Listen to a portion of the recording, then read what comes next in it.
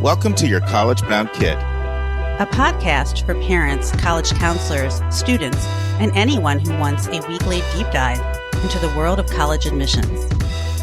My name is Julia. I was an admission officer at Haverford College, an outside reader for Emory University, and I currently work at Milton Academy, an independent boarding and day school outside of Boston, Massachusetts. I'm Lisa, and I'm a clinical psychologist and college counselor. I have a daughter in college, a daughter in high school, and a son in middle school. After 30 years in Chicago, we recently moved to North Carolina. My name is Mark. I'm a college coach in Atlanta and the parent of two daughters. Karis, a graduate of Davidson College, and she is the founder of the Spanish tutoring company, SpanishHelpToday.com. And Joy is a graduate of the University of Georgia, and she is getting her master's degree at North Carolina State University. This week in the news, Julia's in the saddle, and we'll be discussing a Hechinger report article by Liz Willen entitled, Why Some in Higher Education Are Freaking Out About New Affirmative Action Showdown. Our question from a listener is bonus content time, so Lisa and I will be looking at 8 questions to ask to discern whether a school is really test optional, or if they claim to be test optional, but test scores may count more than they indicate. That'll be a 2-parter. And we've got a brand new interview, and it's with Milyon Truelove. Milyon is the vice president and the dean of admissions and financial aid at Reed College. And we'll be having a 2-part interview looking at why Reed College told U.S. News to go pound sand, and they will not be participating in their bogus rankings. No college spotlight, but we'll have one next week. So, Julia, you survived November 1st. I am here in the flesh. It is all good. I will say, I think it falling on a Tuesday was really helpful because a lot of my students did a lot of their submitting over the weekend and felt like they still had a buffer if they needed it, but didn't take it. Do you find this is something that we found even late in the game, like a week within the last week? Quite a few people switched their early decision school. Do you find that? Yes. We actually, our system is we have students sort of like submit a form and they'll put maybe 2 different schools and they will make a game time decision. They'll ready both applications. It drives our admin assistant nuts who sits there at like 11:30 at night waiting to figure out which agreement to sign. So Well, I use the Common App Advisor portal, and like I'm logging in and I'm noticing, oh, that's a change. And in some cases, it was good reasons. I mean, some people just decided they couldn't do an ED decision for financial reasons. They just couldn't, and they're just going to have to tell their student that they're going to have to go early action and take money into consideration. It's just a wide range of things. But who are the hot schools for you guys this year? Like, do you have a sense of where your numbers are highest for early? Harvard, Of course, I'm sure again. Yeah. Is it Harvard? Is that your big one again? Harvard and Brown? Yep. Harvard and Brown. I'll say we've got this year some changes because they tend to be the same popular schools. Is we had a lot more students applying to Clemson early action. Yeah. And then in general, we are part of that trend of a lot of our students. I'm seeing more like University of Tennessee, University of Alabama. More of the Southern schools like we talked about a couple of weeks ago on the podcast. Yes. So that's been kind of fun. And all it does is take one student. And the next thing you know, we have a whole Milton Academy contingent somewhere. Well, I know just on our school match side, we had over 200 and some schools indicated. And Brown and Northeastern were our 2 biggest ones so far this year, but it's spread out. Like we have those Southern schools, of course. We have the pretty good Western numbers. I think we might have bigger Western numbers than you. Probably. Yeah. But then again, we work with people all over the country. So I don't have the total UC count yet because I won't have that until the 30th. Same for you. I'm sure you get a lot of UCs. I would think a decent amount. A ton. Yeah. But a lot of people do Arizona State. A lot of people do Washington. And then we get the small liberal arts schools, the Willamettes, the Whitmans, the Lewis and Clarks on the West Coast. And then Chicago is pretty big too, not just University of Chicago, but all the, like Loyola, is in, UIC, all of those schools. And of course, I'm seeing more of a return to the big flagship public state schools. Wisconsin is really popular. Certainly Michigan, of course, is really popular. I find Wisconsin, Michigan, Northwestern, probably the three most popular. And then Indiana just gets a lot of stuff because of business. You know what surprises me, though, is, and I actually talked to their VP of enrollment at NACAC about this. Minnesota is such a really good school, but it's a tough sell for me when I talk to families about it. Same. Absolutely. And it's such a good school. And I said that to her. She's agreed to come on the podcast. She said, we have not made a commitment to really nationally recruit, and we're starting to now, but we just really haven't. And so if I'm working with somebody in Wisconsin, they have reciprocity with Minnesota. So they'll know Minnesota. It's big there. But even in other parts of the Midwest, I would say it's pretty big in Illinois. But most other places, I'm like Minnesota, like Carlson School of Business, engineering. There's so many really strong programs, but it just does not have the name recognition. Totally. You find that too? Yes, we have this problem too. And shout out to when I was in grad school at Emory, Minnesota also has incredible public health programs too. They really do. Great data science, like all of these. I was super impressed with everything at undergrad and graduate. And I am with you, Mark. I can get a Wisconsin and an Indiana, and that's as good as I can get on those schools for my students. Well, here's the other thing, and not to tout Minnesota's horn too much, but I'm going to. It's like really beautiful campus, and it's in a city. We know cities are hot. Yes, and it's got the beautiful water running right through it. You've got Minneapolis, St. Paul, 17 Fortune 500. Now, I do know this because I spent some time with Art Hernandez, who's the VP of Enrollment at Carleton, or Dean of Admission at Carleton. And he was just talking about how hard it is for them to draw from Georgia, Florida. And they have a couple challenges. One, you say Minnesota and people think freezing. Like that impacts me more and my southern kids maybe more than you, unless you have people that are looking for warm weather, which I'm sure you have some of that. We will, in the same breath, my student will love Bowdoin and Chicago, but suddenly we've entered Minnesota and it's off the table. Yes, it's seen as just a different level of cold. Because I get some blowback on that in Syracuse and Rochester too, like snow belt. Right. But it's kind of the trifecta of Carleton. They have isolated, which is always tough, and then cold, and then no football, no big sports. So that's another amazing school, like amazing school. If I'm working with people in that region, that's the Amherst of the Midwest. Big time, absolutely. Yeah. Yeah. By the way, that's a hot school for us this year, Amherst.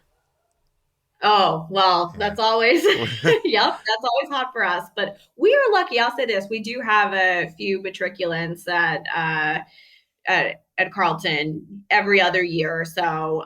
But it's the same thing, even with McAllister. Our students are like, yep, all love that. And then even though they're more urban, that still, nope. I hear you. So I'll be touching base with you around mid-December. I'll either be celebrating or I'll be like, Julia, help me out here.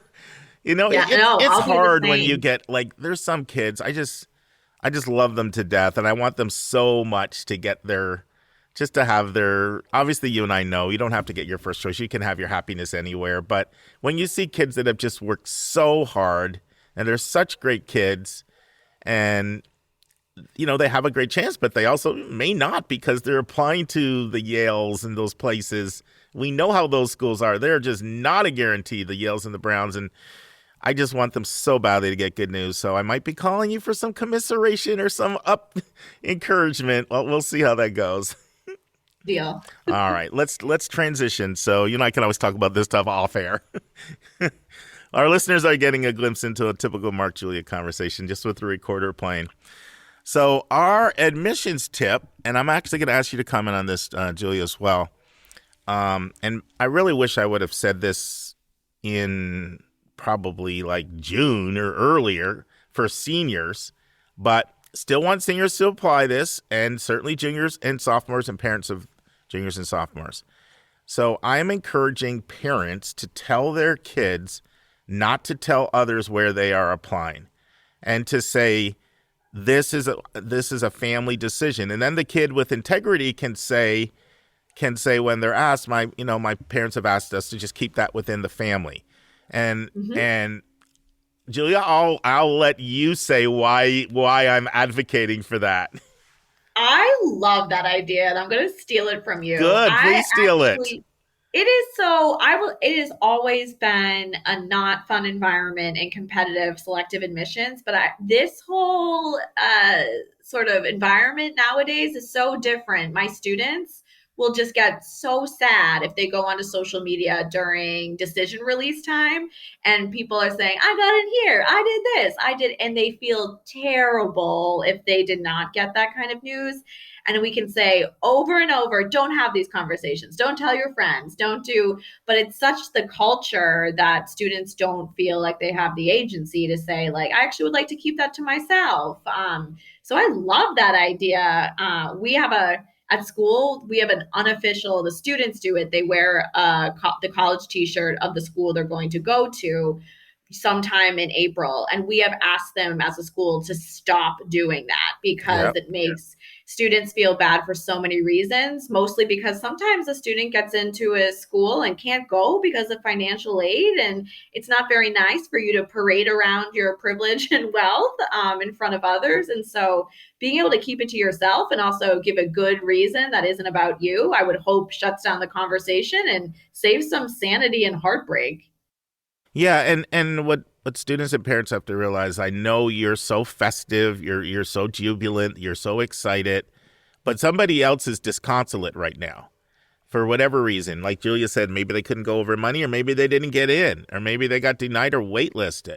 And so it's just salt on the wound. But also you not sharing, it saves a lot of interrogation from everybody, even asking you, did you get in that school? Did you get in that school? So it makes it easier for you as well. I'm going to go one step further. I know this is going to be really hard, and I know there's going to be some people that won't listen to me, but I'm going to say it anyway. Don't make your big announcement on social media, and that applies to parents as well. Yes. It's the same concept. Social media travels just as fast, if not faster.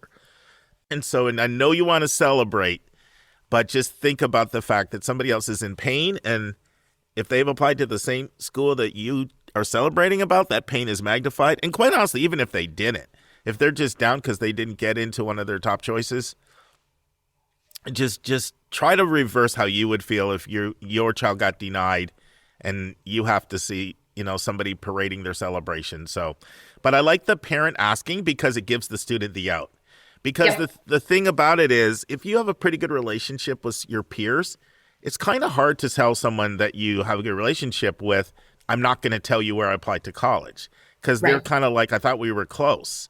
Like, why are you locking me out of your world? But if you can say, my parents have asked me, now you have the perfect, and I want to kind of honor their request. Now you have your out. That's good. I'm using that. Please do. I use your stuff too, Julia.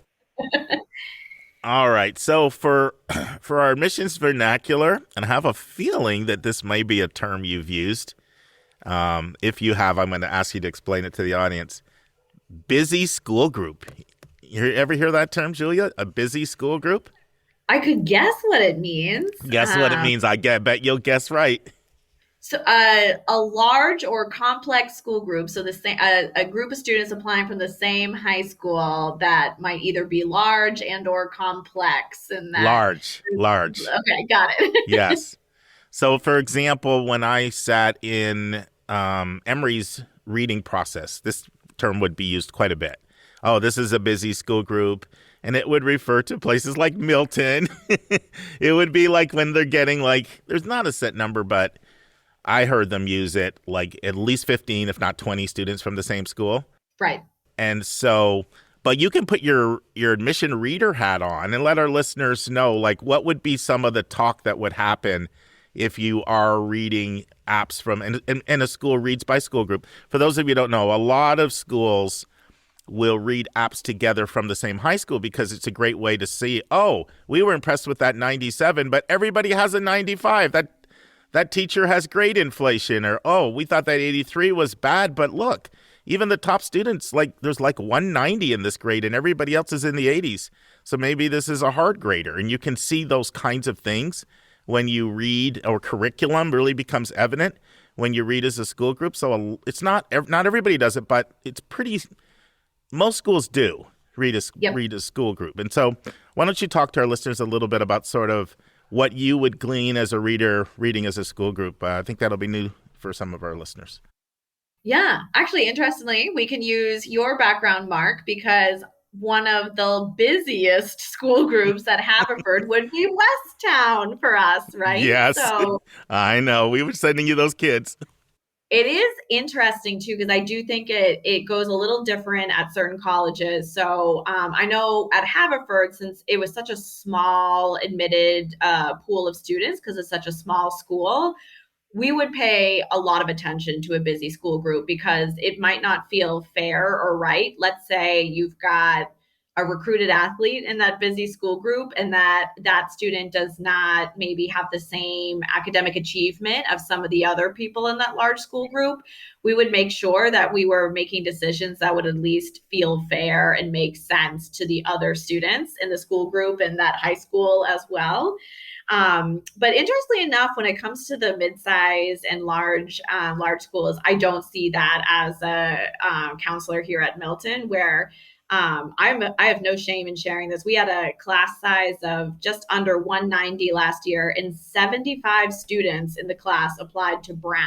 There should be, that's a busy school That's group. A busy school group. A busy school group. And you know what? The same amount of students that we send, either if it's maybe 15 apps or 75, the same amount basically got in. So I will see that sometimes they'll make really different decisions on students who might look different, even in a busy school group, especially at larger or mid-sized schools. But it is a conversation du jour with all of our parents because of Milton's proximity to the city of Cambridge. We obviously have a lot of students here who might have a connection to Harvard. Either a parent might work there or they might be a legacy student. And so we do get in disproportionate amount of students applying to Harvard, and that makes all the parents worried every year. They'll say, oh, there's too many kids. They're only going to take 10 and they're going to take those 10 and not my kid. And one of my favorite stories was, I think my first year at Milton, 33 students applied restrictive early action to Harvard and 11 got in.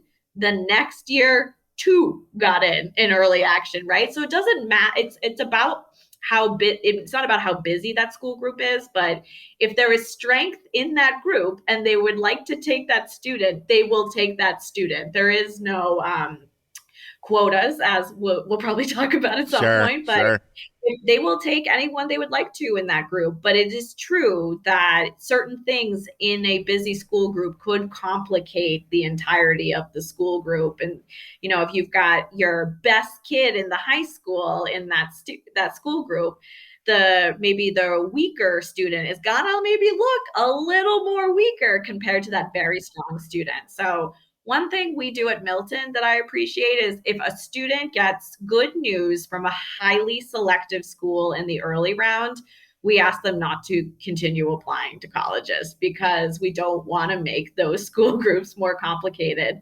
And of course they can apply to others, but it would only be you would go there over the place that you got good news from. So that way, maybe that weaker student I was talking about can get their due shine when they're not being overshined by another student in the pool.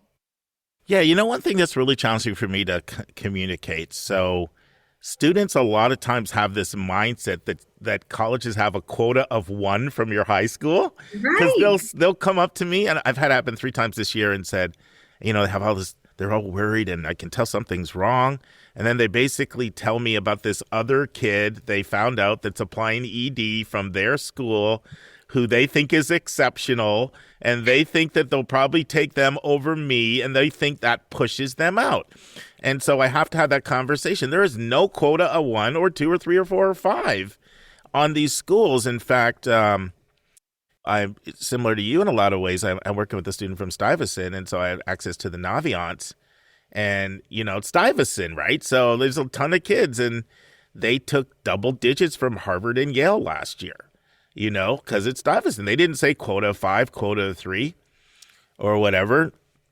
Now, like you, there was like 160 to 200 applicants. It was a busy school group, But so here's the challenging thing. That is true, but at the same time, it is also true, at least from my experience, that with busy school groups, I do find that schools can get a little pickier. Yep. So they do get pickier. So it's true. There's not a quota. And we all know this a lot, and holistic admissions involves a lot of social engineering. And if you're in different buckets and different categories, you're not competing even with those kids. So there can be many reasons why a school can take double digits, because those kids really weren't even competing with each other if they were meeting different institutional needs, right? But at the same time, when it's a busy school group, it's kind of like, okay, we're getting a lot of kids from here, and they do still want diversity from all of the other high schools in the country. So that's where sometimes there's a misperception when people look at certain college lists and they see a high number there, but they don't know how many people actually applied. Yes. And I think that the bar does get higher because they're like, well, we don't want everybody to be from this one school. So let's really cherry pick some stars from here. That's my experience. Would you agree with that, Julia? Absolutely. Absolutely. All right. Well, I think we talked that one out enough. Sometimes I just want to just hit the mic, no topic, no article, just talk to Julia, record it. And I think our listeners would like it just as much as our formal process.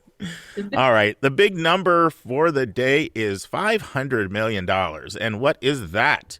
That is a gift that Mark Zuckerberg and his wife, Priscilla Chan, gave to Harvard to found the Kemper Institute of the Study of Natural and Artificial Intelligence. And so it ties the largest gift Harvard has ever received.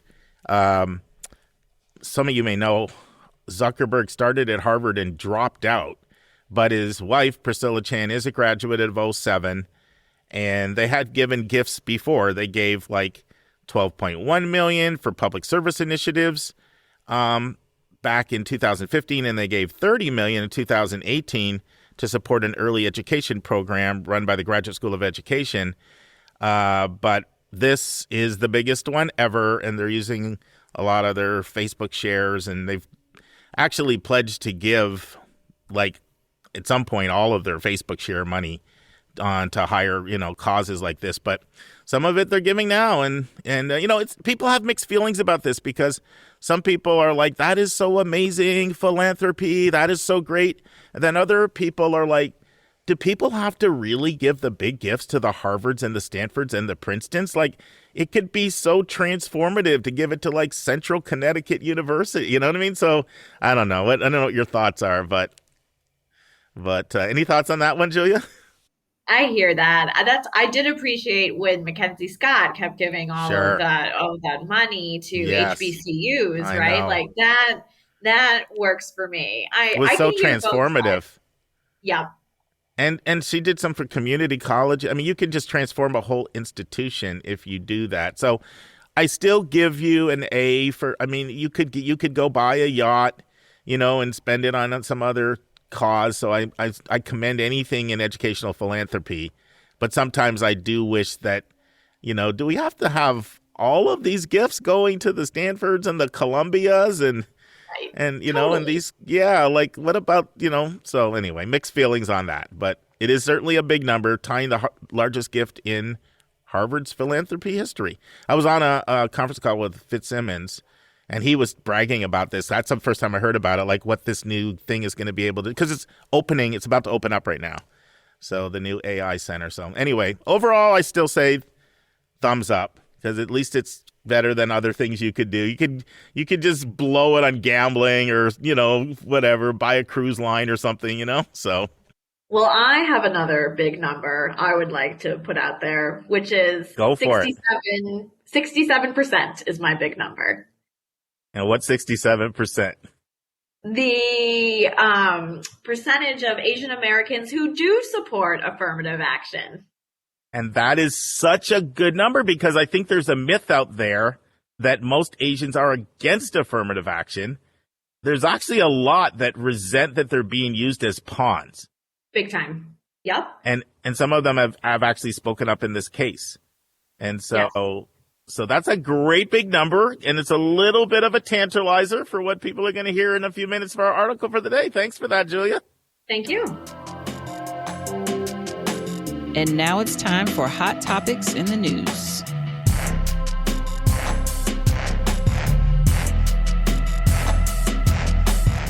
All right, Julia, we have an article that's hot off the press, and probably nothing is more, relative right now to what's going on in higher ed than to talk about affirmative action.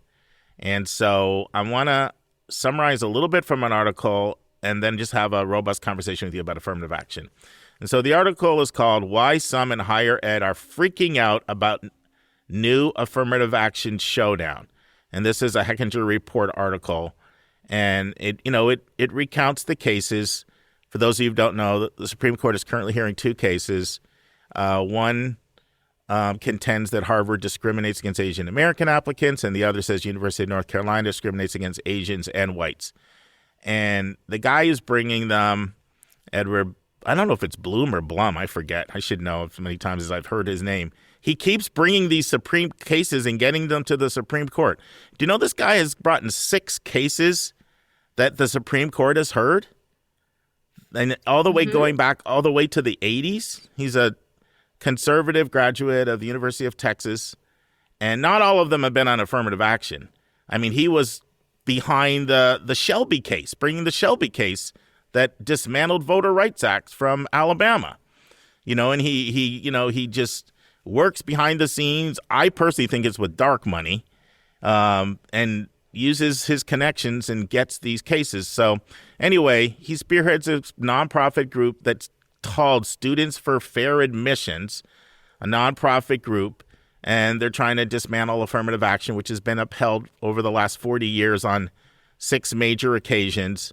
But they're bringing a new angle, and without getting too much into the article, I think we should just have a robust conversation about affirmative action. The article basically says that higher ed is freaking out, and I would agree that higher ed is freaking out because I just got back from the College Board Conference, and every single person I met there thinks it will be terrible if affirmative action is overturned. And one thing I want to just start a conversation with you about, Julia, is why is there such a disconnect? Like, I've seen a survey that says 27% of the public is pro-affirmative action, but in the education community, I don't know if it's over 90, but it's really high. Right. And so what are your thoughts on the disconnect? And also, I know you've been listening to some of the oral arguments when the hearing occurred on October 31st. Take it where you want to go. Sure. I was also surprised by that statistic, Mark, because I'm aware of people's sort of misconceptions or apprehension about affirmative action, but I was really surprised to see that number, and that maybe just went to show me how much of a bubble I live in. What's also interesting to me is that when you look at the different bodies that have filed amicus briefs for any of these affirmative action cases, they are large employers or the military. Like, these are things outside of higher education, large groups and consumer and military, things that a lot of the time maybe more conservative folks can get behind. I think in terms of the public, I will give a shout out to former colleague of mine, Carly Valenzuela, who said, maybe we have not done in our profession, in the higher education profession, done a very good job educating the public or speaking with the public about how affirmative action works. I would say that my whole life I have been in admissions, and the minute I meet someone who's not in admissions or higher education, the first question they ask me is about affirmative action. And I think there's a lot of misunderstanding about how affirmative action works in higher education. And I think that a lot of people are still operating, and I see this also in jobs as well. I'm going to use my fiance's dad as an example. He is a high school graduate. He is a white guy who grew up in the same city he's lived in all his life. He's in construction. And so he has seen his own city and his own profession get more diversified over the years. And to him, it feels very much like what has changed. He feels like he might have been passed over for jobs for people simply because the other applicant was Black or Latinx. For someone who might not be exposed to the many things we talk about every day, that could make sense. I could understand where he is coming from. And I find that if you have a conversation about how affirmative action truly works, a lot of people will sort of change their minds about it. I really can't recommend enough. This is maybe a Milton plug by mistake, but the book, The Sum of Us by Heather McGhee. Oh, that's a great book. Such a great book. And it really tracks the entire history of why we need to think about racial diversity being good for everybody. And I think a lot of people think of it as a zero-sum game. Affirmative action is that simply because you are of an underrepresented race, that you will get preferential treatment. And none of this is true. This is not at all how this works. But people think, my uncle, every Thanksgiving, we have this conversation about affirmative action. And he would say, he thinks I'm in the admission office in the committee room and I've got a low performing Black student and a high achieving white student. And then I have to pick the low performing Black student, which is just simply not true. And even starting the conversation, letting people know there is less racial diversity in selective higher education than there was 10, 15 years ago. In med school, we have less Black students in medical school than we did before affirmative action. And Heather McGhee makes the point that in her research, if we did get rid of all affirmative action, that would only increase selectivity for white students or competition for white students by 1.2%. So that just gives you an idea. It is race conscious admissions does not make it more competitive for white students. And so I do think that we're starting at the wrong starting point in this conversation, and where a lot of the public is sort of misinterpreted for no fault of their own how affirmative action truly works in higher education. No, and I'm glad you brought the point up of you could understand how people would resent it if they have had an experience where they felt they were passed over and coming from that. Any conversation, you have to try to meet people where they're at. I think that when I look at affirmative action, there have been a lot of arguments. Like in the past, you used to hear the argument a lot of, for example, Black people came over in 1619, and then it wasn't until the 60s that you started to get some basic rights, like even integration. So the argument is like there's going to be deficits when you've had hundreds of years compared to, wealth and everything being passed on. So that's been one argument that's been used. And there's a place for that argument, but it's a portion of the argument. Then the argument that's emerged more recently, you've heard more of, is that diversity benefits everybody. And actually, I do want to read a quote from the article because it had a really good quote on that. So here's a quote from the article. "Colleges, of course, are deeply worried, as they should be," said Jerome Lucindo, an expert on college admissions and the executive director of the USC Center for Enrollment Research Policy and Practice. "So are industry leaders, the military, and social service agencies who count on and believe in a diverse and educated workforce," Lucinda told me.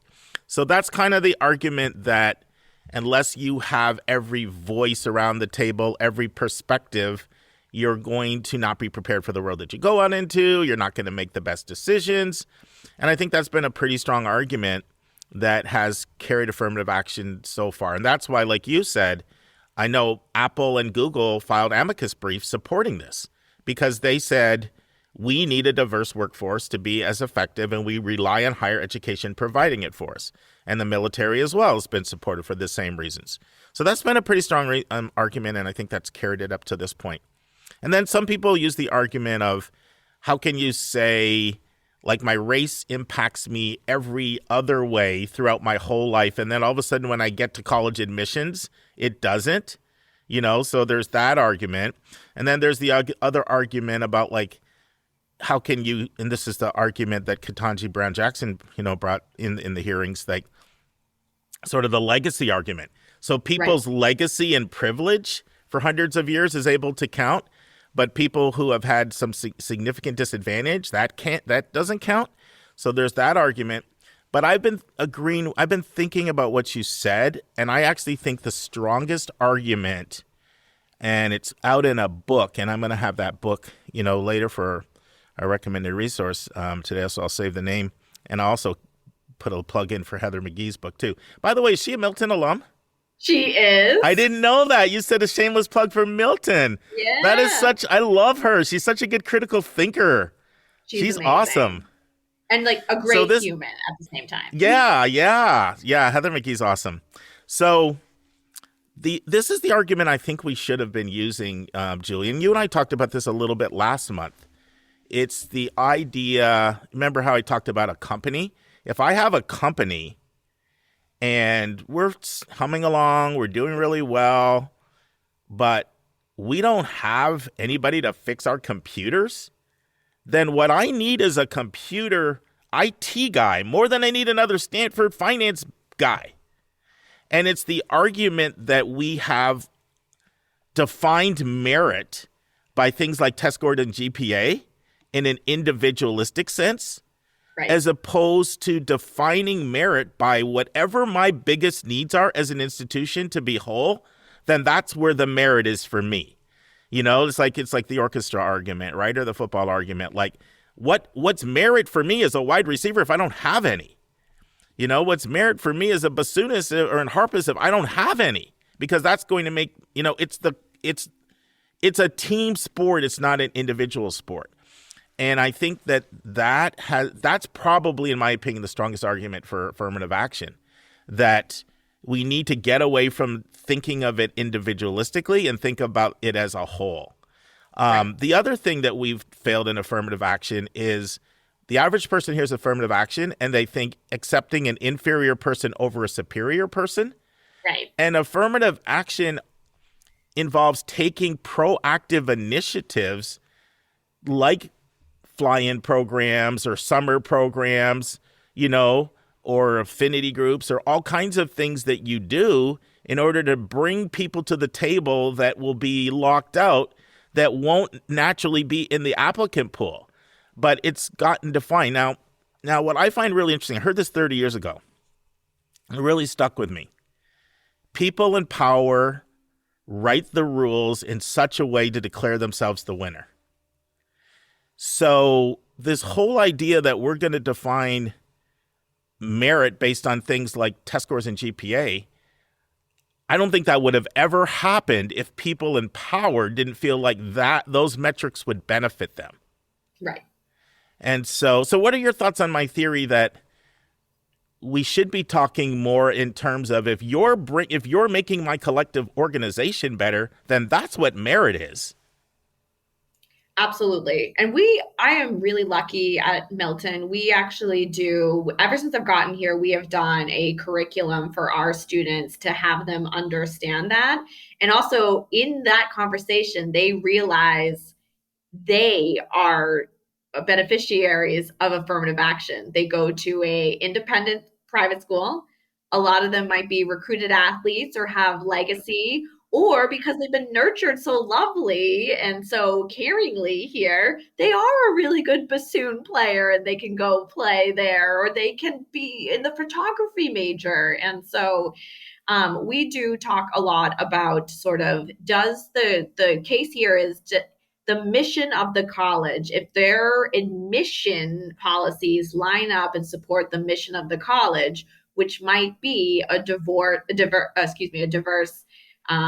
sort of student body in terms of demographics, backgrounds, talents, skills, and whatnot, and that sort of some of these metrics of academic achievement might not even be some of those metrics of academic achievement for that college. So as long as the college has freedom to use admission policies to meet their expressed mission, then, and that is sort of the crux of a lot of these arguments for affirmative action, just what you're saying is that if it can admit based on what it needs and says it's going to be, then it's lined up correctly.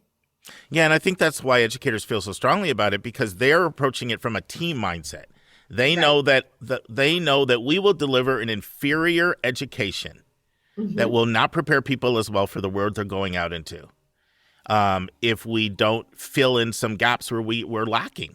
And the other thing is they also know that they can go and find people who are fully capable of doing the program and excelling academically.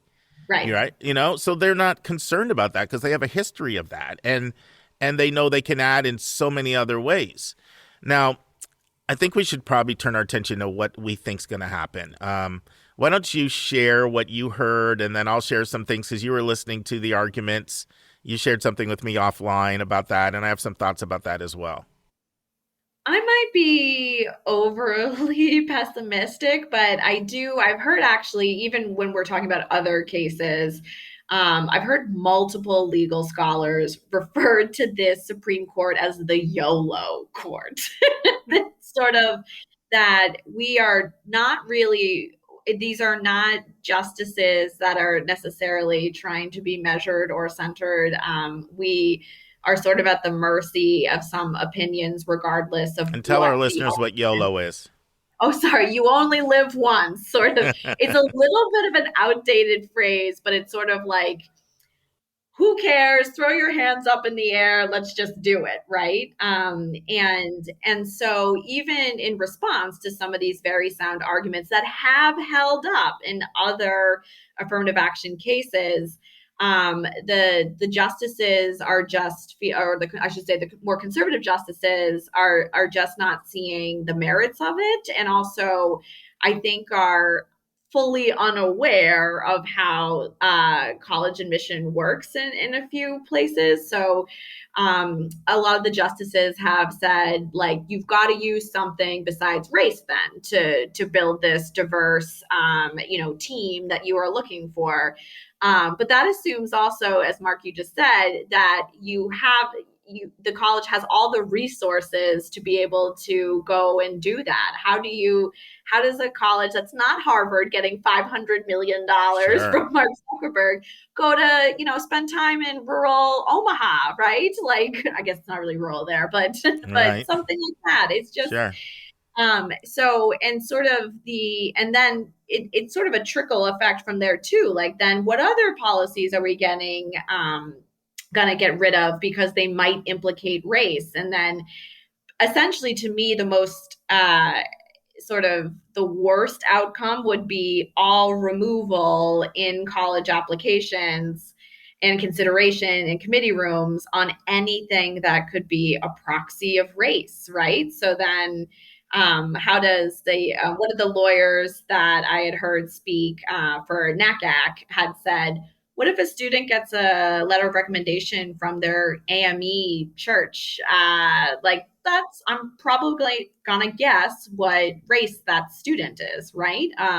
Or reading that essay about one of the justices did concede that is one thing, to think about race as one factor. And then if you read an essay about how race factored into that student's experience, how do you differentiate between those two things, between checking a box and then writing about that?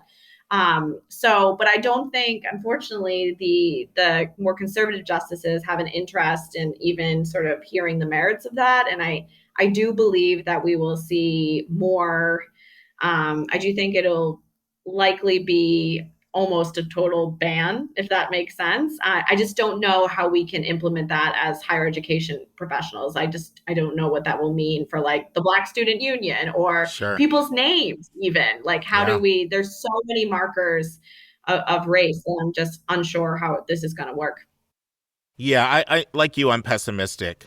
Julia reached out to me and, and said their minds are made up. You can tell their minds are made up. They came in that way.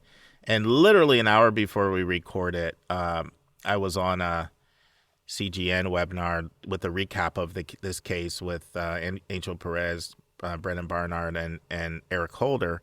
And one point that Eric Holder brought up, because they're talking about the arguments, and everybody still was a little surprised as much how dug in the conservative judges were. Yes. And even that everybody's been expecting them to overturn it, but they are so intractable. And one point that Holder brought up, and he said, no matter how strong the arguments are, they can have the Apples, the Googles, the military, they can have everybody advocate for it.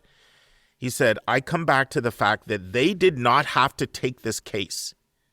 And I do not see that they took the case just to ratify the previously held positions. Right. And so one of the things, and we're just going to have to come back to this topic a lot because, I came from this conference and this is obviously the buzz there. And one of the people that did several sessions was one of the top attorneys that's advising everybody on this. And he laid out a number of different scenarios. Like there was the red scenario, the yellow, like there's different levels, and where they come in can really vary. Like he said, I'm pretty sure they're probably going to ban things like race-based scholarships, outcomes. He said, but they may not ban, recruiting. And so we just kind of have to see where they come in, at what level.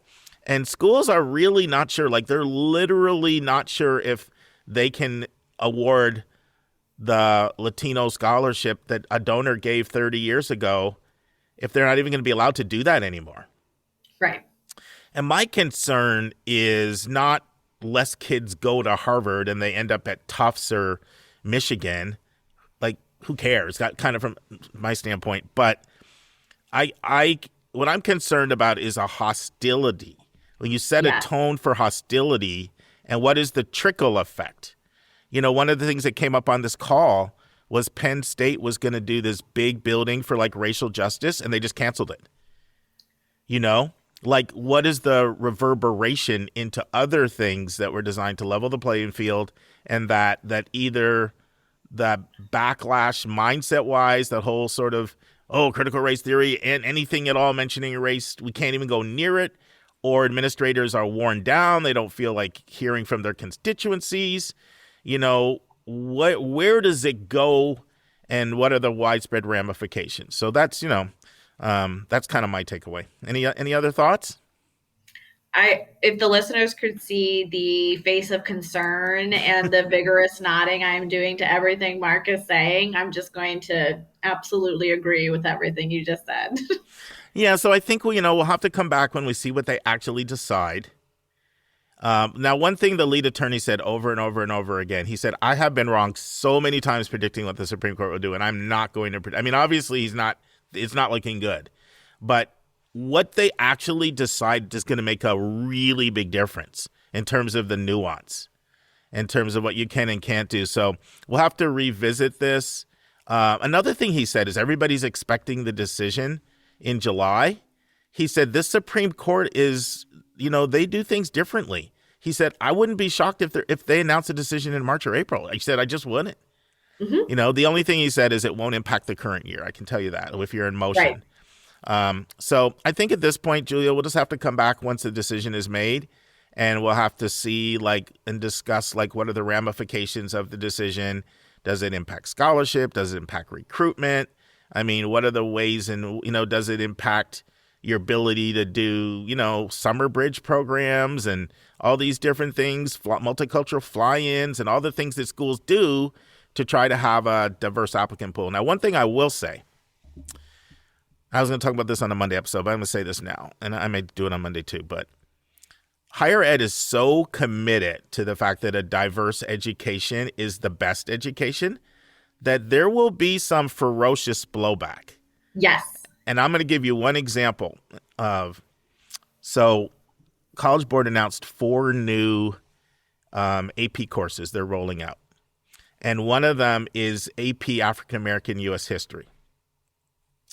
And one of the things that they said was, this is not going to be watered down, and, they're going to teach history as it's really taught, and they're not going to let the anti-CRT people scare them into some diluted milquetoast, content that doesn't have truth to it. Right. And then the colleges literally that were there said, you know what, we're going to do our part, and we are going to make sure that we give college credit for that course. Yeah. So, like, there's ways that higher ed can fight back. Totally. You know, have an AP course, give college credit for it. And, I mean, that doesn't exactly address the affirmative action issue, but the point is higher ed's just not going to roll over and say, whatever you tell me, I'm not going to try to get creative. I mean, we see that with stuff that, whether it's the Texas 10% plan and 6% plan and California and all the initiatives that they've done, in Michigan, like, I have seen within the constraints of the law, the 9 states that have banned affirmative action, Washington, I've seen pretty aggressive attempts on a part of all of these states to get creative and to do things, because they just believe fundamentally at their core that a diverse education is the best education at preparing people to think critically and to go into a diverse world. Yes. And we do. Speaking of, we keep dropping Harvard and all their money, but they are very invested in this. And it is important to note that people with that social capital are very much going to fight hard and use their money and power to do so. Awesome. Well, we'll make that the last word, and we'll see you next month, Julia. Thank you. Thank you. And now it's time for a question from one of our listeners.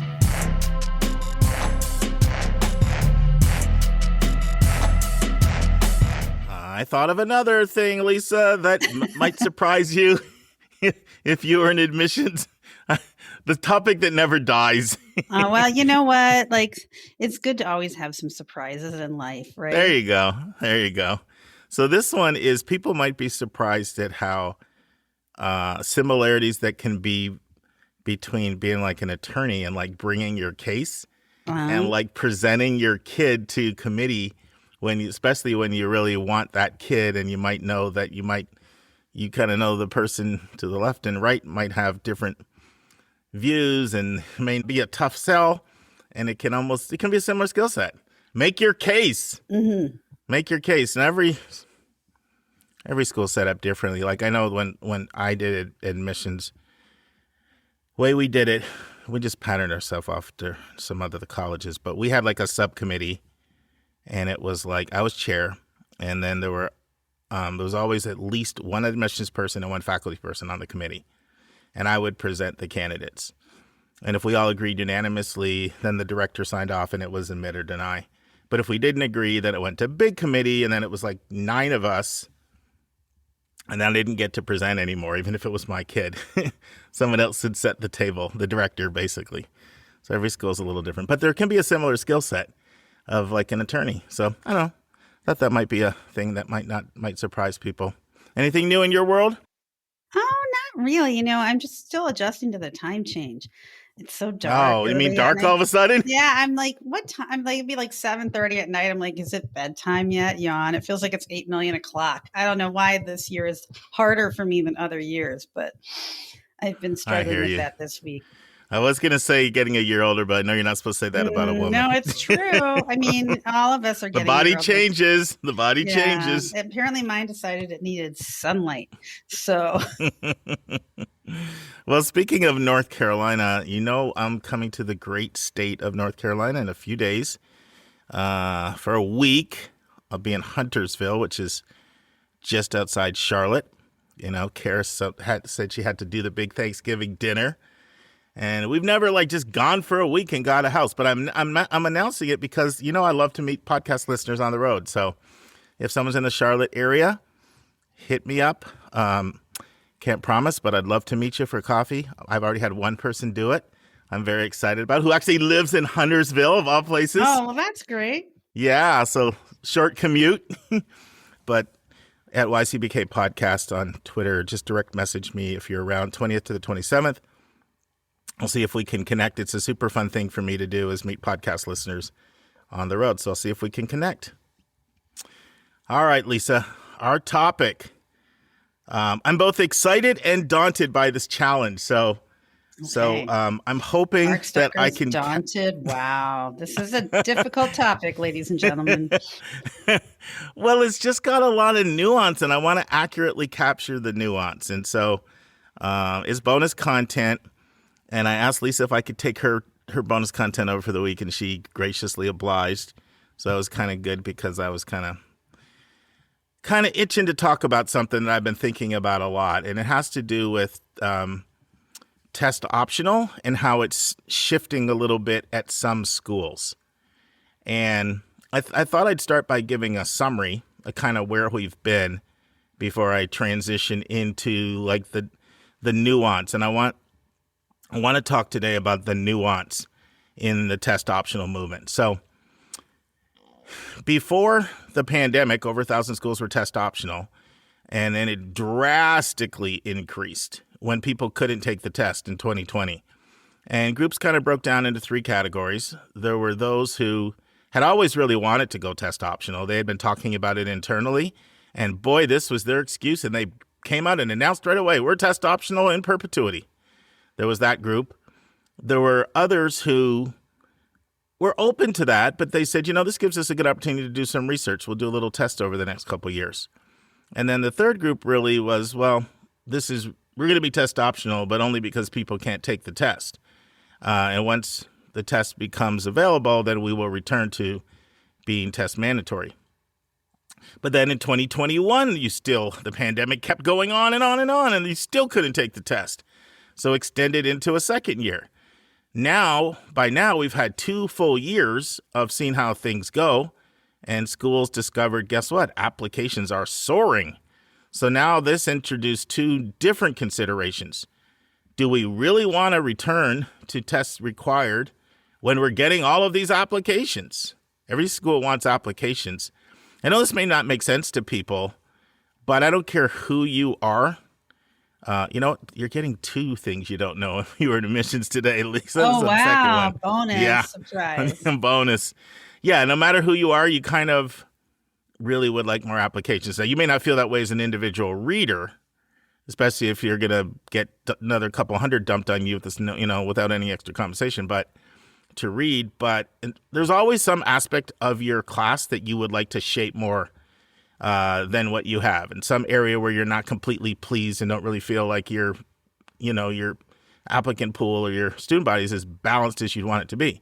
And getting more applications allows you to shape your class. So do we really want to walk away from all these applications? And then the second point was, snap, are we going to be at a competitive disadvantage if all of our competitors are test optional or test blind and we're not? So now a whole new set of circumstances were in play. And let's look at how that's played out. You have literally 2 southern states right now, Florida and Tennessee, and 2 maverick schools with very strong brands, MIT and Georgetown, that are test mandatory. That's it for the entire country. And when you look at the public schools, that's not dictated and determined by the individual school. That's done at the Board of Regents, Board of Governors level. And there's some similarities with Tennessee and Florida besides the fact that they're both in the Southeast. One, they both have merit scholarships that are partially tied to test scores. Bright Future Scholarship for Florida and the Hope Scholarship for Tennessee. And something I actually didn't learn until I attended the College Board Conference, and I heard a presentation from John Barnhill, the VP at FSU, Florida State. He said, yeah, we require it partly because of the test scores are linked to our merit scholarship system, but every Florida student has to take the test in school as part of a requirement. So it's not an access issue. They figured if everybody's already taking it in school because they're using it for their national assessment or their state assessment, then we have access to it, so why not require it? So then you had that, and then MIT and Georgetown. First of all, you got a couple of 1%ers, meaning most difficult schools to get into, and they've always been mavericks. I mean, these are 2 schools that have their own applications. So that's literally it. So when we talked about this before in the past, Lisa, and the question came up, which is on everybody's mind, are schools really test optional when they say they are? My answer had been that they are test optional, and they really are test optional. They'd rather see good scores than bad scores. But, and I stand by this, like my kids last year that didn't have test scores, if they had other strong scores, I found they did extremely well. I did as well as kids with scores. That was my experience. Lisa, because you're in our college counseling confab group, we brought this up as a question there. How did your kids do without test scores? And that was kind of the consensus there, that kids did really well. And that's also come up in another college counseling group I'm in. So all that stuff is still true, and I still stand beside it. But this is a little shift that I've seen recently. And I was going to write about it. I mentioned it to Linda on our team. Hey, Linda, I want to write about this. I've started doing some writing and putting pen to paper again. I thought those days were over, but I've resurrected my hand in my pen there, Lisa. Uh-oh. Watch out, world. Yeah, watch out, world. Or my keyboard. Right. It's not going to be short if I type it, right? So anyway, so I said, this will make for a great blog article. I need to write on this. But then I thought, I actually think this is like so important that I wanted to include it here in bonus content. And so the incremental shift. So, what's causing it? Well, in some cases, some schools are experiencing faculty blowback. Not all faculty are happy with the decision to go to test optional. Secondly, and I don't know how widespread this is. I can literally only cite one example I know of, but I know there's got to be others. Kennesaw State admissions staff literally told us that they were not pleased with the performance of a lot of their test optional students last year, and therefore they were looking to put more emphasis on test scores. I know if there's one, I know there's others out there that had to say that they weren't necessarily pleased. So you're starting to see a little bit of shifting of the sand. And then remember, in some cases, they really always were doing it either because people couldn't take the test or because of competitors. We're really doing it. So I was thinking, I've started actually working on this blog article, and then I attended the session of the College Board Conference on this topic. And Christoph Gutentag has been over at Duke's office for 30 years. He said some of the things I've been thinking really strongly, 2 points in particular that he made. And so that's the genesis for what I want to share today. And so just some of the things Gutentag said that, in general, he said, it's very difficult for me to see an overwhelming number of private schools ever going back to requiring test scores.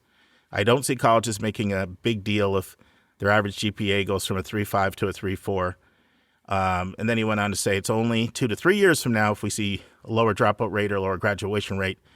That's what will really get our attention.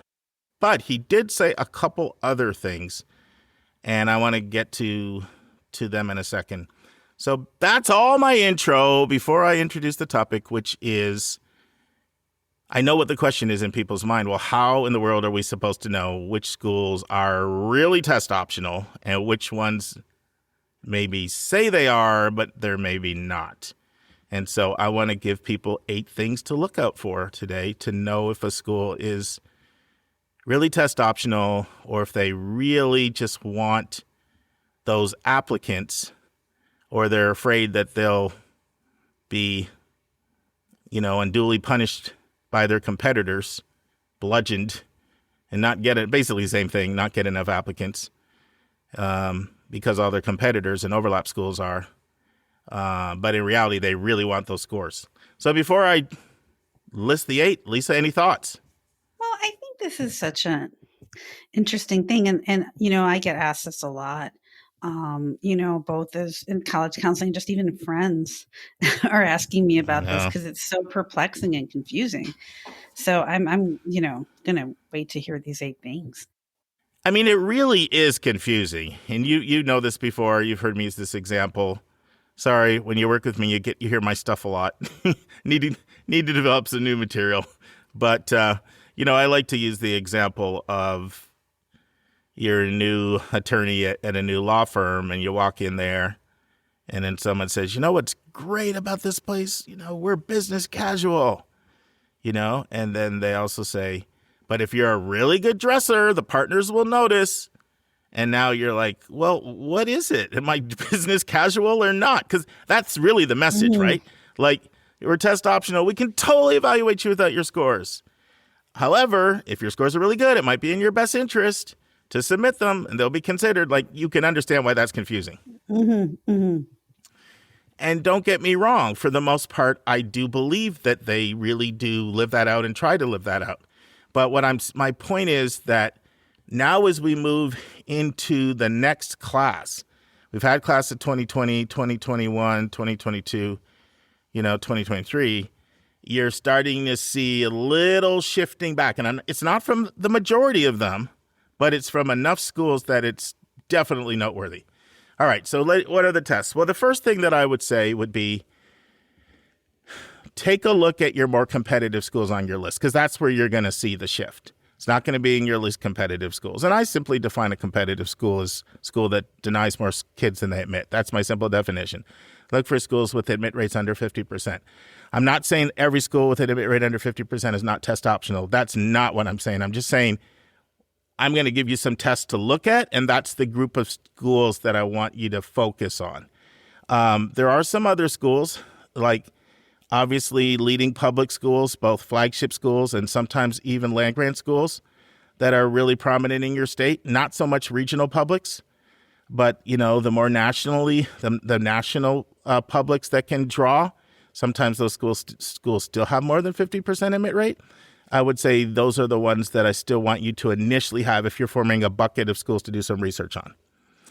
All right, the second thing, and this is one of the points Gutentag brought up that I agreed with. He said, look for schools that he used this term that had a pandemic pause to testing. In other words, they'd always required testing before, and now they're not. Just keep an eye on that group. Once again, I want to reiterate, I'm not saying that competitive schools, and I'm not saying schools that did not require scores before the pandemic, that all of these ones are no longer really test optional. I'm just saying this is the group that you want to have your eye on. So now if you're like doing a little research. Okay, now this point's very, very, very important. Point 3, and this is a second point Gutentag made that I totally agreed with that I was going to write my blog on. Keep your eyes and ears open for the language colleges start to use and see if they qualify it in some way. Talking about their test optional policy. Now, that's a quote directly from him. Watch the language very closely that we use. Colleges are very good at statements like we recommend. I know, confusing. That's why we like it. So this point is extremely important. And this is what made me really want to start writing about and talking about this, because I started noticing some language. And so now what I'm challenging you to do is take your more competitive schools, ones that have the pandemic pause, and watch the language. Just look up their test optional policy and watch the language.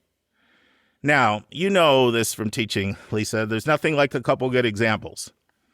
So I have 4 or 5 here that I pulled out to look at the language. So I have to start with Boston College, because I think they sort of masterfully conveyed all in a couple short sentences where some of these schools are. So this is what it says. Students who do not submit standardized test results receive full consideration in our selection process. So you're like, yay. And then it says, applicants who apply without test scores will have one less credential to be considered by the admissions committee. And I would argue they're clearly tipping their hand and showing their preference. I mean, do you really want one less credential? I don't. Now, don't get me wrong. I still have to go back to this. Let me just say this. Applying with good scores is better than no scores. Applying with no scores is better than bad scores. And bad scores will be judged in light of what that institution wants, right? So I still would not interpret this to mean, I better apply with scores no matter what my scores are. No. But just know that you're going to have one less credential, and they're making it very clear. And things like that are not said, inadvertently. That's in very intentional language. Is that how you would interpret that, Lisa? Oh, yeah. Yeah. And I think it's like, well, it's sort of like we recommend that you write this essay, but you don't have to, but it's pretty much like you need to write the essay, right? Or they're just showing they have a clear preference. Right. So I agree. All right, now we're going to get into a clear-cut giveaway. If you ever hear the term test flexible, not test optional. That is not inadvertent. That is very intentional. So now we're going to look at Purdue. So listen to this. Look at not only is Purdue test flexible. I'm reading. I literally pulled this off their website. So I want you to listen to the exact words. And by the way, I give them all the credit in the world for being honest. If that's how they feel, then I appreciate their honesty. This is what it says. Test flexible means that the institution would still prefer an SAT or an ACT score. Test optional typically implies the student is given the option to choose whether or not to submit a test score for consideration. And it goes on to say, we're test flexible, so they're making it perfectly clear that we would prefer you to submit. Once again, this is the kind of nuance that I want people to capture. All right, let's give another example. Auburn, another test flexible. Listen to this language. Auburn extended a test flexible option for 2023. Freshman admission is based primarily on your high school courses, grades, and academic rigor.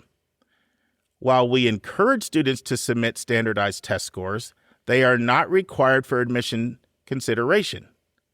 Applicants with at least a 3.6 GPA who cannot, listen to this, who cannot secure a test will be considered for admission under our test optional plan.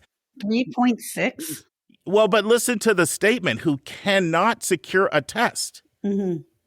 It didn't say who do not believe that their testing is a reflection of their intelligence and would like to be judged without it. It said who cannot secure a test. I'm going to read a few more later, but some others kind of fit under a couple of my other points.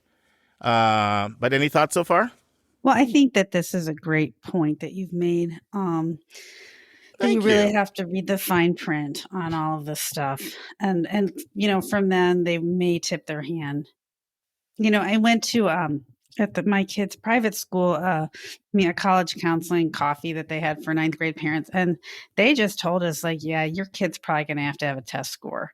We recommend that all of our kids have test scores. It might be optional for other schools, but it ain't optional for you, and so they're just kind of going on as if the test optional movement never happened.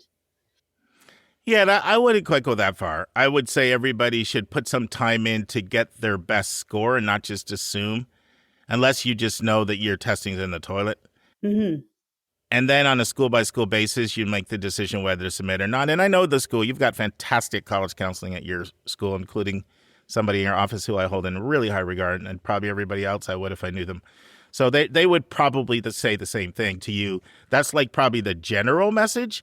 On an individual message, let's say somebody had a 21 ACT and they're applying to a school where the average was 29. I know your office would say don't submit. Absolutely.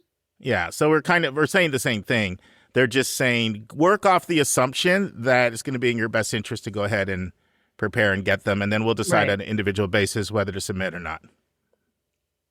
And by the way, this isn't new. I mean, I've had conversations with directors of admission way before the pandemic that were test optional that would still tell me, Mark, we still like test scores. We just know that there's a kid out there that doesn't test well that we know could be a great addition to our community and we know could do our academic program. And being test optional allows us to get that kid where we'd lose them before. It never has meant that they don't like good test scores, even pre-pandemic. All right, next point. And this might be a bit harder to ascertain, but schools that in the recent past, indicated that they really love scores or like scores a lot, that usually doesn't drastically change overnight. And case in point for me was Yale. I've seen what language Yale put out in the past about test scores. And they've been very clear, and sometimes they've said stuff off the record as well. I know that they like test scores. And there's no doubt in my mind. I was having a conversation with somebody at College Board at Harvard, and we were having the conversation, how many schools do you think would have, required the test if you guys didn't go test optional? We both agreed a lot of schools would have done it. But it's really hard when Harvard goes there, and if you're competing with them, you don't want to hear 20,000 times, how come Harvard's test optional and you're not? And don't underestimate the impact of the University of California going test blind. That has had a huge effect on other universities across the country. It doesn't mean that they don't like scores. So this may be a tougher one for people to get, but if you're able to get past language that showed that they really like scores, don't think that they drastically changed overnight. All right.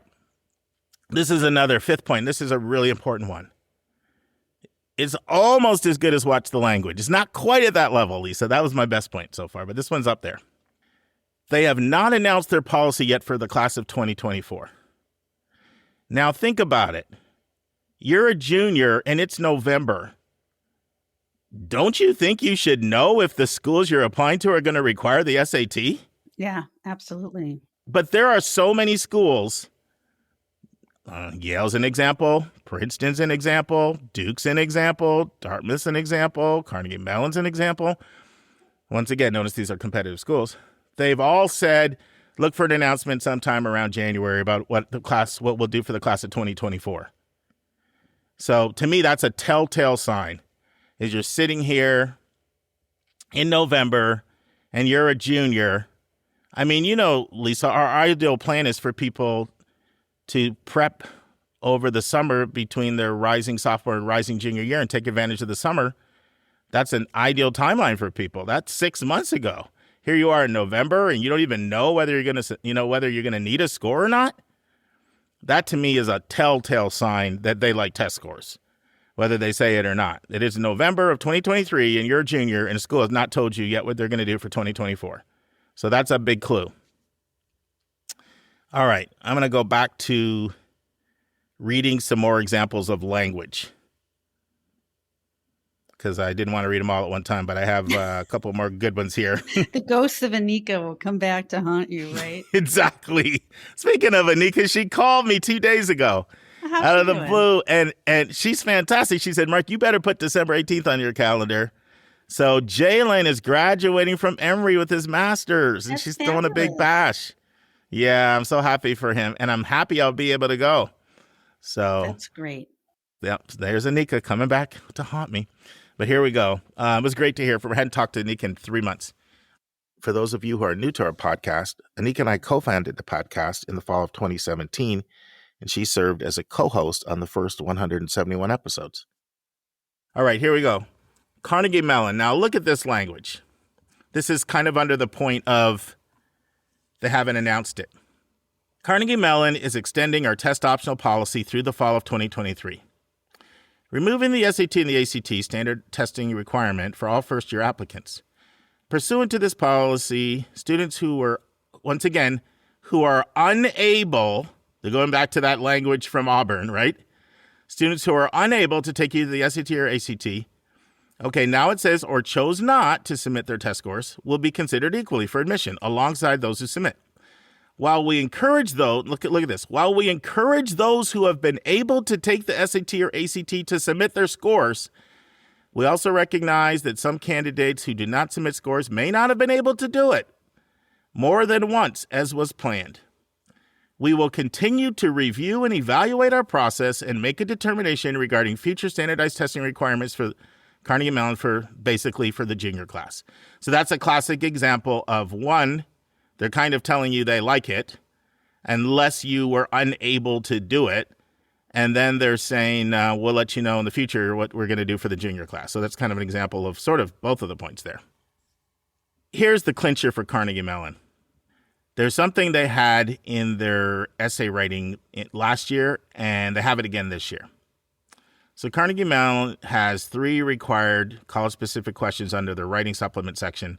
But then when you go to their question section, they have another one. And this question is a doozy. Here's this question. Right in their application for anyone who's applying to Carnegie Mellon this year knows it. When it comes to deciding whether to submit standardized test scores, occasionally applicants want us to better understand the individual context of their decision. If you'd like to take advantage of this opportunity, please share any information about your decision here. This is an optional question for those who may want to provide any context. In other words, use this space to explain to us why you didn't submit your scores. How about because they were low? Right. Yeah. And they're trying to out me.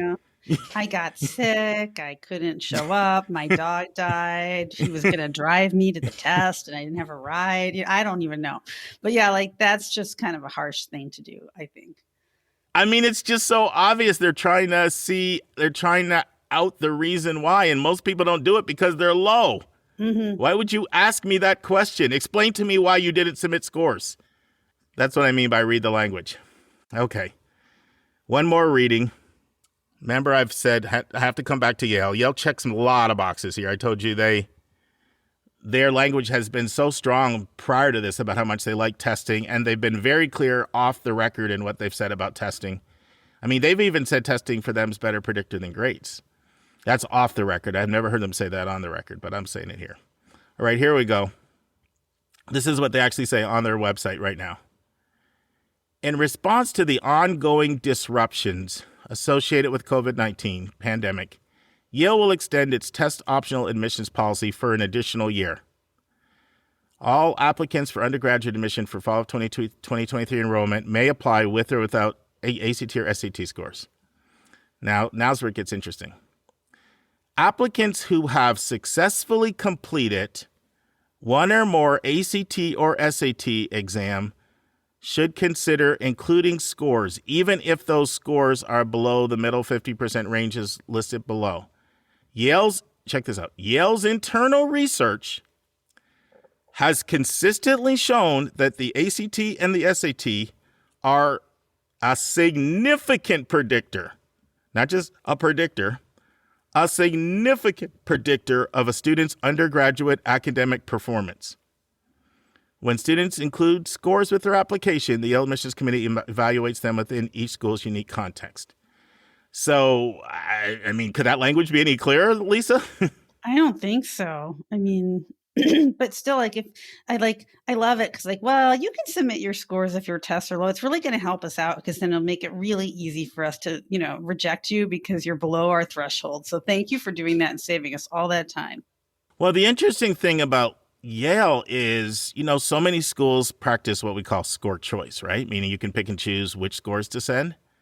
And Yale did not practice score choice prior to the pandemic. A lot of schools that practice score choice before the pandemic, with the pandemic, they waived that policy. Yale did not.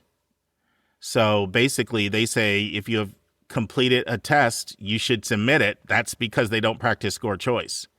So if you've done it, you're sort of ethically bound to do it. But the real clincher is this line here. It's so strong that I have to read it again. Yale's internal research has consistently shown that the ACT and SAT scores are a significant predictor of a student's academic performance. So that's why your school is telling you to go ahead and do it. Mm-hmm. Stuff like that. So that's Yale. Friends, this concludes the first 5 cues to test if a college really likes or wants test scores. I hope you'll join us next week for the final part. And now this week's interview with a special guest.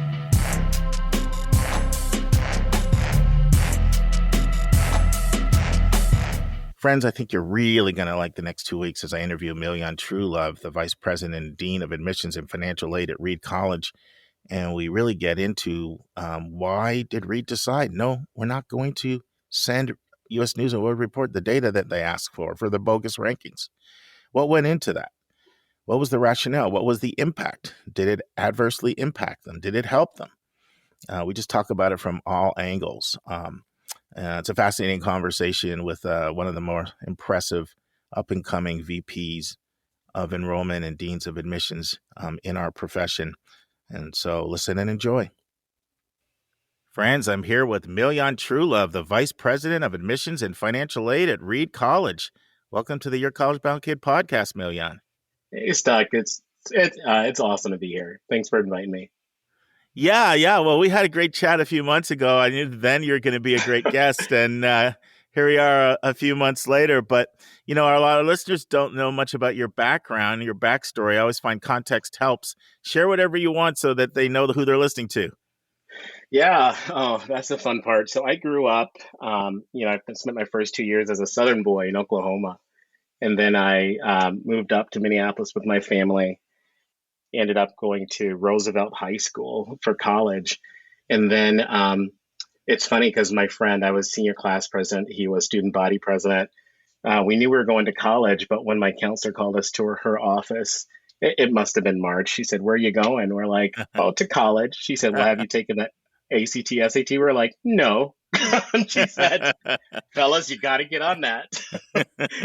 And my admission counselor from St. Olaf called her up and said, "Do you have any students I might be interested in?" She sat us down and put him on the phone. And that's how I ended Nice. up at St. Olaf, was because of their connection. Great. And so, I never looked back. I had a 4-year scholarship to a 4-year university, and I said, "Nope, St. Olaf is the place I want to be," because I knew exactly what I was getting into. Stuck. I didn't have to guess. Bill Green talked to me and my mom, and this first generation, first in his family to go to college kid was an Ole after 4 years. It was great. When I was a student, I worked in the admission office, and I did some social service work with the developmentally disabled when I graduated. But I went back to admission. I loved it. And I spent almost a decade at my alma mater. I had a stint in graduate admission. I've been at regional colleges, selective colleges. And about 9 years ago, I ended up here at Reed, where, I've been ever since. And I've always told people I will only work for places I believe in. I think that really makes your work authentic. And you can talk to students in a way that's absolutely sincere, because they know when you're not. That's for sure. I'm a big Olaf fan. I really am. In fact, literally earlier today, I was talking to another college counselor who's a podcast listener, and they were telling me about, their visit to McAllister and Carleton over the week. I'm like, you need to get to Olaf. I mean, I know. I just had such a river. Yeah. I mean, first of all, campus is gorgeous, and the place is just really warm. I really like that school a lot. So you come from good stock. Well, I mean, some of the kindest people in the world, national leader for study abroad, and their academic program is exceptional. We're both one of the colleges that change life schools. Yeah. And so, good stuff. Awesome. Well, friends, we're in for a treat. We're actually gonna go old school like we used to, and so we're gonna have Milyon address a topic, a unique, distinct topic, and then we'll also come back and do an understanding read. And so we're gonna top up with our topic, and how can we not make it? Why Reed refuses to participate in U.S. News and World Report rankings, right? That's one of the things you're famous for. Oh yeah, I love it. And so, why don't you to kick us off with the history? Reed's pulled out. It was some time ago. They pulled out of the rankings and why the decision was made, and anything you want to share on that. Yeah, Colin Diver, a name that you'll probably hear a lot, and some folks at Reed got in a room together, and they said, "Is this what we want to keep doing?" When U.S. News first launched, Reed was in the top 10. And then, the scandals hit. Folks were cooking the numbers, and, integrity was in question. And in my opinion, at the core of the decision was, does this composition of rankings represent who we are? Are these our values? And the college made back then just an unheard of decision to step back from the rankings. And the way you do that is you don't submit the form they send you. Sure. You leave it blank.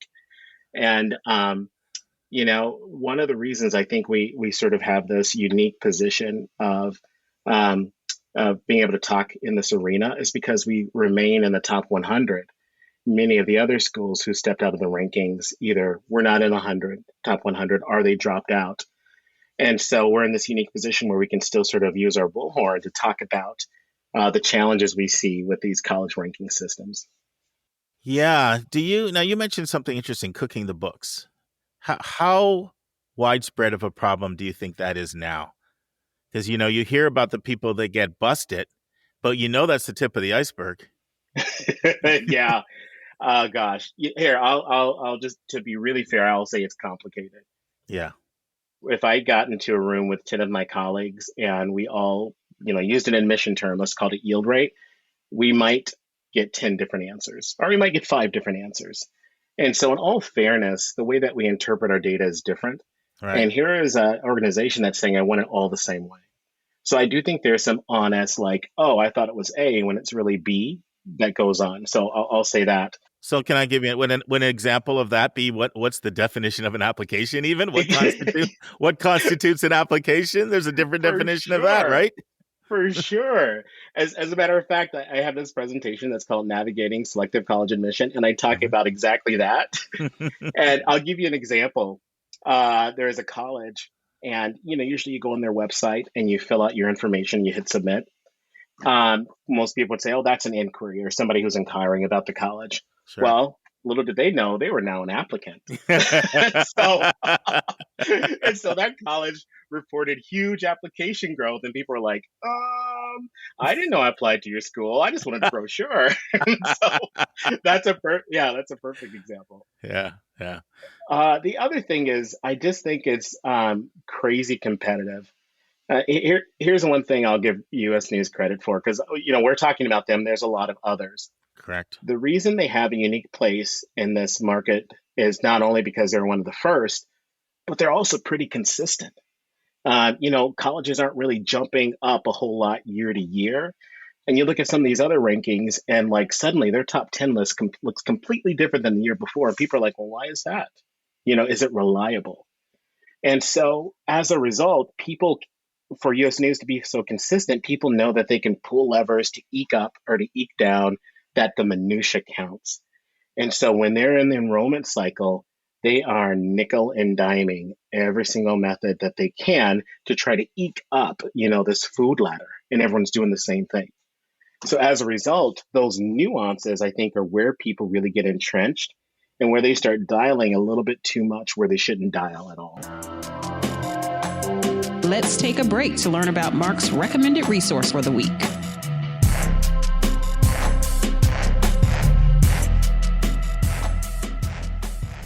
Friends, I'm always learning from my students and my parents. Every family I work with, it's a learning experience for me. And so I'm working with this very fine young man in the great state of Florida named Evan. And I'm doing some interview prep with him. And I asked him a question. I said, how would you describe your time management skills during our interview prep? And he says, well, they used to be terrible. But then I got this app on my phone called Todoist. And it's just like it's spelled, Todoist, Todoist. And he said it was a complete game changer for me. So I've looked into Todoist, and it is incredibly impressive. I mean, it's great for you to put your tasks, your to-dos on the list. It's great for reoccurring tasks. It's great for teamwork projects, working together collectively with a team on a bunch of to-dos. And it's got color-coded graphs and charts and a lot of other features. There's a free plan that's pretty robust, that's good for 5 or less people. And then they've got some paid plans as well. But more than 10 people use the app Todoist. And we all know that organization is one of the biggest challenges that we all face. And that's true for students and true for us as adults. And so I'm personally using it myself, and I'm recommending it to all of our listeners, parents, and students. It's the app Todoist.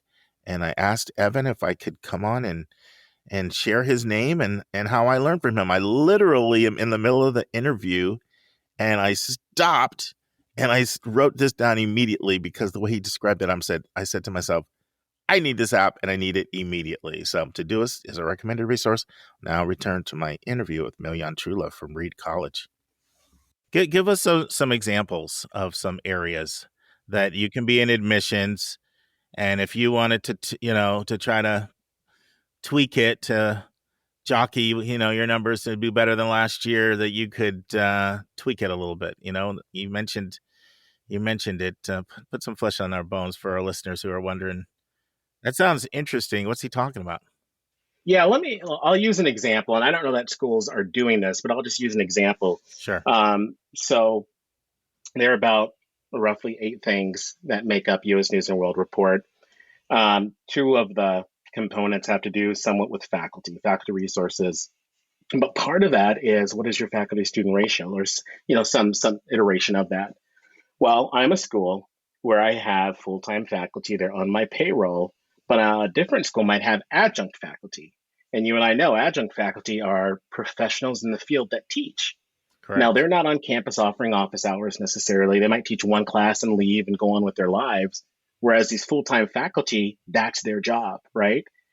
One school might count some of the adjuncts, some may not. Some might count the adjuncts in graduate school that teach undergrad school, some may not. And so when you start getting into those nuances, your numbers will change pretty significantly. Some schools might look at it and say, hey, I'm charging a different price because that's a half credit course. So I don't consider that a class. And, I kind of, so if I'm at a college, I nod my head because this makes total sense. If I'm a family, I don't care about, I don't care about that stuff, but the devil's in the details. I think that's a great example. Another one I've heard is, 20, well, it used to be 25%, it's maybe 17.5% now, something like that, of, U.S. News ranking is what they call their reputational score, right? So Yes. where they're surveying presidents and provosts and people like you, and what do you think about these other schools? And then there are a lot of schools that are launching full-blown media marketing campaigns targeting the other schools, recruiting them harder than they recruit the students so that they can, these people who may have probably never even been to their campus can rate them higher. So I know that's going on out there. I mean, Stuck, it's no joke. So we just did our office clean out a few days ago, and I can't tell you how many college magazines I have in my office. One school sent me like this sort of faux diploma with their mission statement on it, and like, the old classic paper with like ink writing. And but you know what? If I'm submitting my form, this has some sort of permanence in my mind, and that paper was really nice. So maybe I get that school a 1 rather than a 3. So you experience that you're getting recruited by these schools. Yeah, it's a real thing, Yeah, that's interesting. So a number of people, Malcolm Gladwell being one, and others I've read, feel like U.S. News singled out Reed, because, hey, you're going to slight us, then we'll play hardball with you. And there's some intentionality behind why you may have been in the top 10 and now wherever you are, you're not there, wherever you are. And so is there truth to that, or is that just folklore? That's because that's sort of out there in the Ethernet that you got kind of singled out for your stance and were dealt with not always in the most fairest way. What are your thoughts on that? Oh, well, I mean, here's, I sort of alluded to, consistency with U.S. News and World Report. And this is where that sort of falls apart because it sort of alludes to somebody feeling a certain kind of way that somebody's not participating. So a group of students, Professor Kelly McConville, who's one of our statisticians here, a group of students just for fun said, hey, let's reverse engineer the U.S. News and World Report. And so they take a look at publicly available data and they said, okay, these 5 or 7 things, we can consistently determine the ranking. I think it was within, 5 to 10 schools or something like that. And so they took that, met at the schools, ran the statistics. Sure enough, every school fell into place except for Reed. And Reed on their scale was 38th, but U.S. News had ranked us at 90th. Right. So not just a little bit, but if you look at standard deviations, that's ridiculous. And this is the other thing I'll tell you is another school, a school out east, I won't name it, had a year where they decided not to participate in the rankings. The very next year, they fell 50 spots. Wow. I have a hard time getting my mind to understand that school is 50 less spots more valuable after 1 year than it was before. And when they re-entered, boop, they went right back up. Interesting. So there's an East Coast and a West Coast. A couple examples out there of this happening. Yeah. Oh, Spelman is another example. And Malcolm Gladwell points that out. There's schools that, and I'll tell you, after this article went up, so did our ranking. Mm-hmm. And so after this was identified, suddenly Reed moved back up based on publicly available data. I thought that was interesting too. Yeah, because what they purport to do for our listeners is they say, okay, you don't want to participate, fine. We'll grab data from other sources and we'll put you where we think you. If you don't want any input, we'll do it ourselves. And it's not like they don't publish some spot where they think you are. They just do it without your input. Mm-hmm. Absolutely. Well, the one thing I'll say, there is a group of individuals they don't ask anymore about their opinion, and that's high school counselors. And so I think this stopped maybe about 4 years ago. If you looked at So they would ask high school counselors, what do you think of these schools? Now, in my opinion, these are objective people. It's not a ranking, it's a survey. And so you can look at it from 1 to 100. There were schools that were listed regularly in top. And what happened was there was such discontinuity with what the counselor said and what the rankings actually produced. For example, Reed was regularly between 20 and 30 almost every year, even though our rankings were different. But at some point, US News said, you know what? We're not only going to get rid of revealing what counselors have listed. We're not going to use this altogether. We're only going to rely on the opinion of people like me, the chief enrollment officer and the president at a college, a completely biased audience. And, I don't care what you tell me. I don't know much more than, maybe a dozen schools, but I'm asked to rank hundreds of schools. I just don't have the capacity to do that. But a high school counselor, and you know this, or an independent counselor that's working with a diverse group of students, you have much more experience about schools and the nuances because you're doing research for your students and for your families. That's a great point. So you know how much pressure other people like you feel about these rankings. Do you have conversations with colleagues or people you know in the field that just, or even maybe even drawing off your background from before here, but where like, look, whether it's the board or the president or provost, whoever it is, they want to see a change in these numbers, or they don't want, how much pressure do you feel people like you are in at other schools to make these numbers better or be number centric in the, and have it impact admissions processes? Mm-hmm. Well, that's a good question. I think, of course, it depends on the institution. I have some colleagues that have been invited to schools, and because they said, I can change this for you. I can create movement on this ranking. And in a way, it's sort of virtuous because once you get to a certain point, it's almost auto drive. I think there's a lot of pressure not to cede ground. So I'm at this point, I don't want to go down. So what do I have to do to stay even or to get ahead? And the one unfortunate part is I think that conversation happens at the table when they're making decisions about individual students.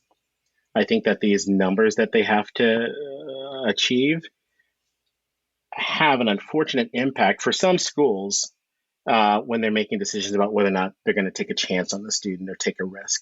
That maybe this particular criteria is just, I just can't find a way to say yes.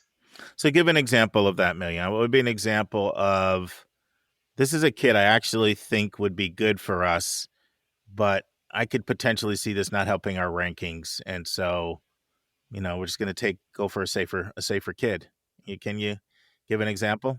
Yeah, I sure can. I'm going to give you an example before and after the test optional phase and admission that we've experienced. Sure. So before, a lot of schools went test optional, test blind.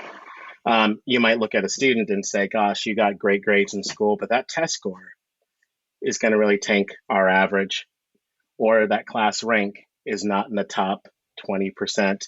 Even though you're an exceptional student and you have all these other features, that particular piece is not competitive enough for me to find a way to say yes. Another scenario is if a student had submitted an application for a test optional school and I didn't send my test score.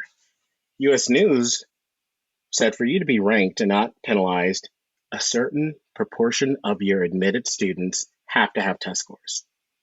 Well, people were asking, hey, are you biased if I don't send my test score? Well, if this really important organization is saying, like, if you have too many of these, you're actually not going to gain progress on this list, it is absolutely having an impact on your enrollment. And you can't disaggregate the two. Sure. Now let's take a look at nowadays and sort of an active environment after test blind. One of the things that happened was when Caltech made the announcement that they would no longer consider test scores in the admission process, about 2 weeks later, US News had a press release that said, hey, we're not going to use that criteria anymore. Because imagine a school like Caltech suddenly dropping precipitously in the rankings only because during this time when people didn't have access to test scores, they were going to still make admission decisions that way. And so this really opened up the opportunity for people to say yes, to be test optional, to open up the doors. And suddenly you saw this different admission behavior as a result because of this decision US News made. Now, that's not necessarily negative, but the fact that it has so much bearing on the activity of chief enrollment officers is, to me, fascinating. Yeah, and I think you brought an interesting point up, which is some admission professionals may end up getting their job by presenting that in their interview. Look, at the institutions I've been at, look how we've moved up in the rankings, and I kind of know what I'm doing when it comes to this, and I think I can position us to be in a different place, and that can play a role in them getting their jobs. Mm-hmm. Certainly. And if that's what the school wants, if that's what the trustees wants, that's great. For some schools, that is not a piece of the criteria, so I want to be clear about that. Some schools are at the level of selectivity that no matter what they do, they're not going to move a lot. Right. So this isn't a constant bearing, but it's simply the state of being at their place. So, for example, Stanford, right, not a whole lot they can do to change their place because they're already really selective. Yeah. No. It makes a ton of sense. Friends, this completes the first half. I hope you'll join us next week for the final part. Friends, on Monday's episode, I'll continue with my theme of sharing insights from the 3 major conferences I attended September and October. And we'll have part 2 of my interview with admission veteran Arlene Cash as we talk about a range of topics and just draw insights from her 5 decades of experience working in 11 different admission offices. And friends, I can't close without saying this. College is not a prize to be won. It is a match to be made. So go find your match and don't focus on trophy hunting. See you on Monday, everybody. And that's our show. A big thank you to you, our listeners, for tuning in this week. If you find this podcast helpful, please follow us and you'll get every single episode as soon as it is released. If you're interested, there are a few ways you can really support our podcast. You can click the share button and send it to your friends and acquaintances. You can help us pay our staff and our expenses by donating on our website. You can write a review for us on Apple or Spotify. I'm the producer of the podcast, but we have a fantastic team of 14. Shout out to our co-host, Dr. Lisa Ruff, Dr. David Williams, Susan Tree, Vince Garcia, and Julia Escobar. And to our substitute co-host, Sylvia Borgo. Our sensational sound engineer is Nemanja Motvich. Our amazing music is from Victor Allen Weeks. Marketing designs are from Kimberly Blass. Lily Parikh manages our Instagram. Our image editor is Talha Khan. Joyce Ducker does our website episode updates. And our webmaster is Stelianos Dimitriou. If you want to have a coaching session with Lisa or me, just text me at 404-664-4340. If you have a question you want us to answer, or if you have a recommended resource or article you think we should discuss, just send it to questions@yourcollegeboundkid.com. By the way, check out our website, where you'll find lots of content that is not on any podcast app. Our website is yourcollegeboundkid.com. If you want to learn about other hot admissions topics, follow us on Twitter at YCBK Podcast. We think of you as our listening family, and we look forward to meeting again with you every single Thursday.